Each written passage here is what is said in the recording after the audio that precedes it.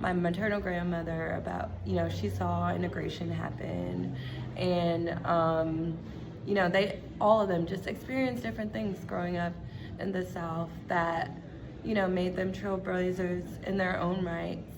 And I definitely embody a lot of that from all the women in my family, for sure.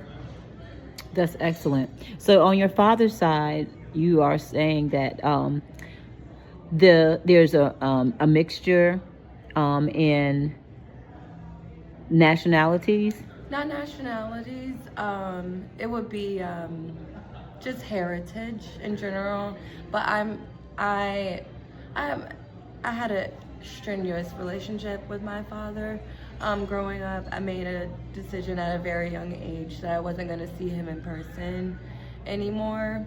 But I did learn to love him the way I knew how, and his only access came to me via telephone. I would talk to him, when time allowed, but I made a decision not to be with him. But he passed away when I was 16. And so after he was gone, I tried to, have some type of relationship with his side of the family, but I was already older, so I don't really have that many ties to them. But my aunt, I'm close to her, and my oldest brother, I'm close to him too. So how many siblings do you have? 7 in total. I have all brothers. Lovely. Yeah. So I have 2 brothers from my mom, 2 from my stepdad, and 3 from my dad. Okay. Yeah. 2 of them passed away, so I have 5 now, but yeah. Oh wow. I'm sorry to hear that. So your can we get into a little bit into the heritage on your dad's side? I don't really know all of it. It's just Okay. because it's so, like, again, I'm just estranged from them, Mm-hmm. kind of, and I don't really talk that in depth Okay. about it. Okay. Honestly. Okay. So you have matriculated into various spaces here in St. Petersburg. But let's get to your childhood. Like, where does Miss Jameka come from? Like, what schools did you go to when you were younger? Did you grow up in Jacksonville, or did you grow up in Jacksonville and other places? And how did you come to St. Petersburg? Right. So I was born in Jacksonville, like I said. I moved to Virginia when I was 7. Before that, I went to all private schools growing up in Jacksonville. And then in Virginia, my mom determined the schools were good enough so we can go to public school. So I grew up in Virginia. And then I went to college in Virginia. After college, I came back.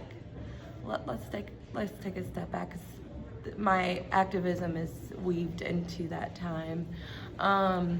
When I was in college, Trayvon Martin was killed, and I was going to a PWI in the middle of nowhere, and I would say I had my group of Black friends, but we were surrounded by an outer layer of, it wasn't very diverse, Black and white, some Hispanic, because in Northern Virginia, when I was there, it was way more diverse, but we moved to Central Virginia, near Richmond area, so it wasn't a lot of diversity. And so I saw no issues with race relations until I went to this college, and then I was called the N-word. I was having all these things happen to me, and I was like, dang, I know that I'm Black, right? I never not knew that I was not Black.